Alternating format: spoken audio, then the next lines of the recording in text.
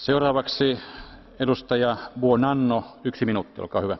Grazie signor Presidente. Io sono invece a favore della Russia e sono contro le sanzioni alla Russia e a Putin.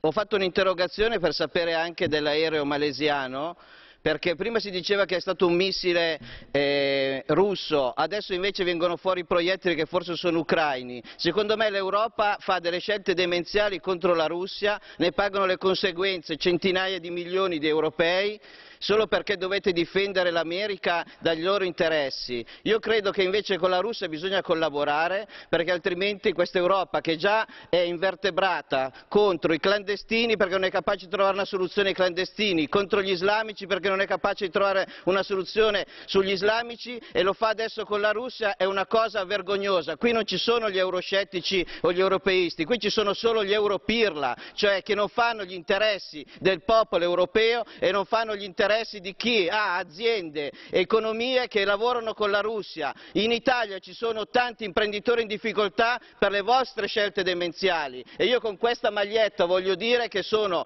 pro Russia e che se il popolo ucraino, una parte del popolo ucraino decide con un referendum di stare con la Russia, ci può stare, perché i popoli sono sovrani e i governi in questo caso no. Grazie. Kiitoksia. Seuraavaksi edustaja Preda, 1 minuutti 30 sekuntia. Mulțumesc, domnule președinte. Astăzi e o zi istorică pentru relația noastră cu Ucraina. Ratificăm acordul de asociere cu această țară. Atunci când voi vota, voi avea în minte că pentru apropierea țărilor de Europa, unii ucraineni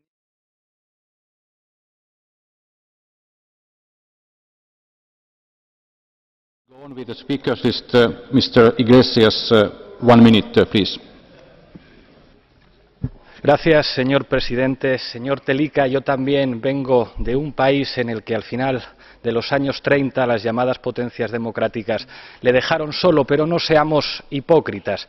No sé si reír o llorar escuchando ciertas cosas que se dicen aquí. Optaré por reír. Hay un grupo de rap en mi país que tiene una canción muy graciosa que dice que vuelva la URSS.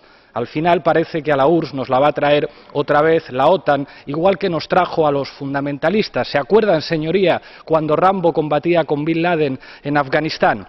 Aquí se ha hablado de libertad y de democracia, pero esto no tiene nada que ver con la libertad y la democracia, tiene que ver con la geopolítica. Y la pregunta que nos tenemos que plantear es si asumimos que la política exterior europea va a ser un peón en un tablero de ajedrez manejado por los Estados Unidos, o si vamos a tener la seriedad suficiente como para tener una política exterior propia que no ponga en riesgo a los europeos.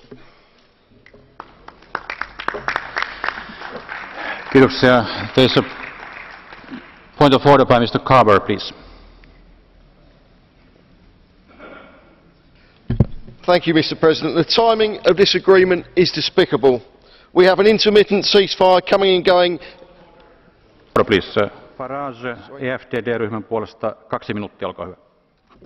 Thank you. Amongst the long list of foreign policy failures and contradictions in the last few years, including, of course, the bombing of Libya, the desire to arm the rebels in Syria, has been the unnecessary provocation of Vladimir Putin. This EU empire, ever seeking to expand, stated its territorial claim on the Ukraine some years ago. Just to make that worse, of course, some NATO members said they too would like the Ukraine to join NATO.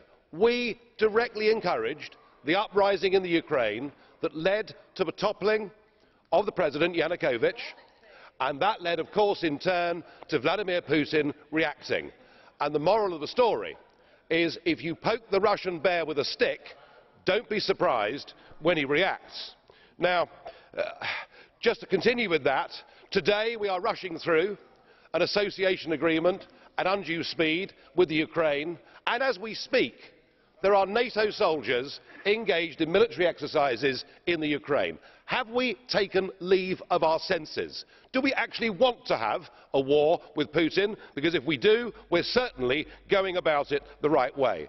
Perhaps we ought to recognise that the West now faces the biggest threat and crisis to our way of life that we have seen for over 70 years.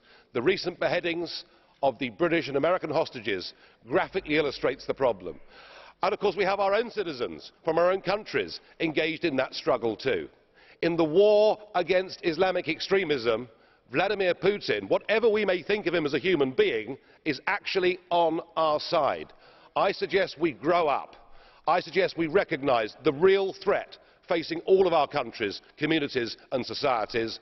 We stop playing war games in the Ukraine and we start to prepare a plan to help countries like Syria, like Iraq, like Kenya, like indeed Nigeria, to try and help them to deal with the real threat that faces us. Let's not go on provoking Putin, whether we like him or not.